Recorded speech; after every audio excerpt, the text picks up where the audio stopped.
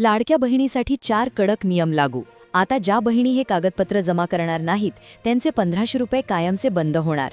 5 मिनिटांपूर्वीच लाडकी बहीण योजनेचा एक नवीन GR आला आहे, ज्यामध्ये सरकारने KYCची शेवटची तारीख 31 मार्च हीच आहे हे सांगितलं. पण त्याचबरोबर बहिणींना एक कागदपत्र अंगणवाडी सेविकांकडे तातडीने जमा करण्याचे आदेश दिले आहेत. पहा, हे जर कागदपत्र बहिणींनी दिलं नाही तर त्यांचे पैसे बुडणार. इथून पुढे एकही रुपया लाडक्या बहिणीच्या खात्यात जमा होणार नाही. तसेच ज्या बहिणींचे मागचे पैसे राहिले होते ते तर मिळणारच नाहीत. तसेच ज्यांना आत्तापर्यंत सगळे पैसे वेळेवर मिळाले त्यांचे पैसे वसूल केले जाणार. स्वतः मुख्यमंत्र्यांनी स्पष्ट आदेश महिलांना दिले आहेत. ही गोष्ट अजिबात हलक्यावर घेऊ नका. हा प्रश्न फक्त 1500 रुपयांचा नाहीये, तर सलग अजून 3 ते 4 वर्षे ही योजना चालणार आहे. म्हणजे दरवर्षीचे 18,000 म्हणजे 3 वर्षांचे 54,000 रुपये तुमचे बुडू शकतात. आणि एवढंच नाही तर तुमच्याकडून मागचे पैसे देखील वसूल केले जाऊ शकतात. जसं तुम्हाला माहीत आहे की अर्थसंकल्पात 21,000 कोटी रुपयांचीच फक्त तरतूद पूर्ण वर्षासाठी लाडक्या बहिणींसाठी केलेली आहे. मागच्या वर्षी हीच तरतूद 36,000 कोटींची होती, म्हणजे 15,000 कोटी रुपये सरकारने कमीच मंजूर केले आहेत. याचा अर्थ काय की आता लाडक्या बहिणींना बाहेर काढायला सुरुवात होणार आहे. पहा, काल रात्री बैठकीमध्ये हे नियम लागू केले की नियम लावल्या लावल्या आज सकाळीच 86 लाख बहिणी अपात्र झालेल्या आहेत. होय, हे तुम्हाला खोटं वाटत नसेल तर पुढे पुराव्यासहित तुम्हाला अपात्र बहिणींची यादी दाखवणार आहे. कारण त्या बहिणी या 4 नियमात बसत नव्हत्या. बहिणी आता त्या वाट पाहत बसतील, पण त्यांना हप्ता जमा होणार नाही, कारण की 4 नियम त्यांना माहीतच नाहीयेत. पहा, ज्या बहिणी आता या 4 नियमांच्या पालनाचे पालन करतील, ज्या बहिणी हे एक कागदपत्र अंगणवाडी सेविकांकडे घेऊन जातील, त्यांनाच आता इथून पुढे पैसे मिळणार आहेत. पहा, संपूर्ण 4 नियमांची माहिती घेतल्याशिवाय हा व्हिडिओ अजिबात बंद करू नका, कारण की स्वतः मुख्यमंत्र्यांनी एक GR काढला आणि या कागदपत्राशिवाय तुमच्या बँक खात्यात एकही रुपया जमा केला जाणार नाही असे मुख्यमंत्र्यांनी सांगितले आहे. आता इथून पुढे या 4 नियमांनुसारच पैशांचं वाटप केलं जाणार आहे. आणि याची अंमलबजावणी आज सकाळपासूनच झाली आणि त्यामुळे आज सकाळीच 86 लाख महिला सकाळी 10 वाजता अपात्र झालेल्या आहेत. एका झटक्यात इतक्या महिला कधीच अपात्र झाल्या नव्हत्या, पण या 4 नवीन नियमांमुळे बहिणी आता अपात्र झाल्या. ज्यांचे पैसे तर बंद होणारच आहेत, पण त्यापैकी 20 लाख महिलांना पैसे त्यांना जेवढे भेटले होते ते जमा करायला सांगितले आहेत. पहा, पूर्वीचे नियम वेगळे होते. आता हे नियम जुने नाहीयेत, हे नियम नवीन आहेत.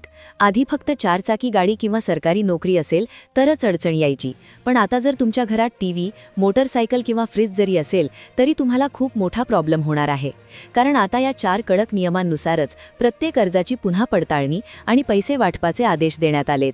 पूर्वी कोणाचेही अर्ज चालायचे आणि पैसे यायचे, पण आता घरात दुचाकी, फ्रीज किंवा TV अशा वस्तू असल्या तरी ही माहिती तुमच्यासाठी धोक्याची घंटा आहे. आधी फक्त 4 चाकी गाडीचा नियम होता, पण आता साधी 2 व्हीलर जरी तुमच्याकडे असेल तरी तुमचे पैसे येण्यात मोठी अडचण निर्माण होणार आहे. आजच्या या व्हिडिओत आम्ही तुमच्यासाठी ही अत्यंत महत्त्वाची आणि अर्जंट माहिती घेऊन आलोय. आज सकाळी 10 वाजताच हा ऐतिहासिक निर्णय झाला आणि यामुळे 86 लाख महिलांचे पैसे आता कायमचे बुडणार आहेत. ही खूप मोठी रिस्क आहे, हे ध्यानात ठेवा. 2024 नुकतेच सुरू झाले असून जानेवारीचा हप्ता हातात पडण्यापूर्वीच हा नवा GR धडकलाय. जर तुम्हाला जानेवारीपासून डिसेंबरपर्यंतचे सर्व हप्ते मिळवायचे असतील तर हे एक कागदपत्र तुम्हाला आत्ताच्या आत्ता अंगणवाडी सेविकांकडे नेऊन द्यायचे आहे. आणि तुम्ही या 4 नियमात बसता की नाही हे अगदी लक्षपूर्वक तपासायचे आहे. तर मग या व्हिडिओमध्ये आपण सर्वात आधी हे पाहणार आहोत की नेमकं कोणतं कागदपत्र जमा केल्यावर तुमचे पैसे नियमितपणे चालू राहतील आणि ते कोणते 4 कडक नियम आहेत ज्यामुळे तुम्ही अपात्र ठरू शकता. लक्षात ठेवा, या व्हिडिओचा एकही सेकंड जर तुम्ही मिस केला तर तुमचे पैसे 100% बंद होतील. ही योजना पुढील 5 वर्षे चालणार आहे. जर हिशोब केला तर एका वर्षाचे 18,000 रुपये आणि 5 वर्षांचे मिळून तब्बल 90,000 रुपये होतात. हे 90,000 रुपये गमवायचे नसतील तर ही माहिती नीट पहा. हा GR आत्ताच प्रसिद्ध झालाय. काल रात्रीच्या मोठ्या बैठकीत हा निर्णय झालाय आणि म्हणूनच बहुतांश महिलांना याची अजून काहीच कल्पना नाही. महिला सध्या शांत आहेत, त्यांना वाटते पैसे आपोआप येतील, पण आता तसं होणार नाही. आधी फक्त 4 चाकीचा मुद्दा होता, पण आता दुचाकी, घरातील महागड्या वस्तू आणि रेशन कार्डचा सुद्धा नवा नियम आलाय. स्वतः मुख्यमंत्र्यांनी काल रात्रीच्या कॅबिनेट बैठकीत KYC कामाचा आढावा घेतला. तेव्हा असं आढळलं की निम्म्यापेक्षा जास्त महिलांची KYC अजूनही अपूर्ण आहे आणि ज्यांनी केली आहे त्यांच्या माहितीमध्ये सुद्धा भयंकर चुका सापडल्यात. त्यामुळे ज्यांच्या केवायसीमध्ये त्रुटी आहेत त्यांचे पैसे तातडीने थांबवले जाणार आहेत. ज्यांची प्रक्रिया अपूर्ण आहे त्यांच्यासाठी मुख्यमंत्र्यांनी कडक इशारा दिलाय. आता ज्या महिला या 4 नियमांचं पालन करणार नाहीत आणि ते एक महत्त्वाचं कागदपत्र देणार नाहीत त्यांचे सर्व हप्ते रोखून धरले जातील आणि पूर्वी दिलेले पैसे सुद्धा सरकार परत वसूल करू शकतं. प्रशासनाने आता महिलांच्या बाबतीत अत्यंत कडक पाऊल उचललं आहे, कारण शासनाच्या असं लक्षात आलंय की अनेक श्रीमंत महिला ज्यांच्याकडे भरपूर पैसा आहे त्या सुद्धा याचा लाभ घेत आहेत. ज्यांच्या घरात 4-5 मार्गांनी उत्पन्न येतंय, घरातील सदस्य मोठ्या नोकरीला आहेत, स्वतःच्या गाड्या आहेत, अशा महिलांची आता खैर नाही. सरकारने अतिशय गुप्तपणे कालच्या तपासणीचा अहवाल पाहिला असून त्यात चौकशीत अनेक धक्कादायक गोष्टी उघड झाल्या आहेत. म्हणूनच आता एका विशिष्ट कागदपत्राची सक्ती केली आहे. जर हे पत्र नसेल तर भविष्यातील एकही रक्कम तुमच्या खात्यात क्रेडिट होणार नाही. राज्य सरकार आता 2 हप्ते एकाच वेळी देण्याच्या तयारीत असून महिलांना 25,000 रुपयांची विशेष मदत देण्याचं मोठं नियोजन करत आहे.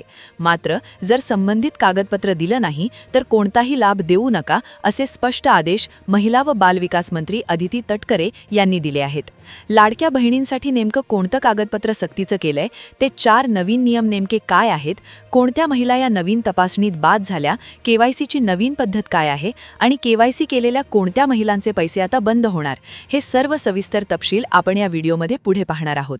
जर तुम्हाला तुमचा लाभ कायमस्वरूपी सुरू ठेवायचा असेल आणि दरमहा 1,500 रुपये हवे असतील तर हा व्हिडिओ शेवटपर्यंत पहा. ही माहिती अर्धवट सोडणं ही तुमची मोठी चूक ठरेल, कारण या GR मधील माहितीच तुमचं भवितव्य ठरवणार आहे. बघा, सरकारने आता नियमांची कडक अंमलबजावणी सुरू केली आहे. 4 नवीन अटींसह एक कागदपत्र अंगणवाडी ताईंकडे देणं आता बंधनकारक आहे. आधी पैसे सहज मिळत होते, पण आता वाटपाच्या पद्धतीत मोठा बदल झालाय. गुप्त तपासणीत अनेक अपात्र महिला लाभ घेताना आढळल्या आहेत. म्हणूनच या खोट्या लाभार्थ्यांना बाहेर काढण्यासाठी ही 4 नियमांची चाळणी लावली आहे. यातून ज्या खऱ्या पात्र महिला ठरतील त्यांनाच पैसे द्या, असे आदेश मुख्यमंत्र्यांनी दिलेत. योजनेवर मोठा निधी खर्च होत असल्याने आता लाभार्थ्यांची संख्या मर्यादित ठेवण्याचं धोरण सरकारने आखलं आहे. सुरुवातीला सर्वांना लाभ दिला, पण आता पात्रता सिद्ध करण्यासाठी कागदपत्र मागितलं आहे. आता आपण एकामागून एक ते 4 नियम कोणते आहेत ते सविस्तर जाणून घेऊया. त्यानंतर कागदपत्र कशी मिळवायची आणि लाभ कसा चालू ठेवायचा हे मी तुम्हाला सांगणार आहे. सर्वात आधी नियमांकडे वळूया. यातील पहिल्याच नियमात 70% महिला अडकण्याची भीती आहे. हा पहिला नियम आधार कार्डशी संबंधित आहे, कारण आधारवरच तुमचे पैसे जमा होतात.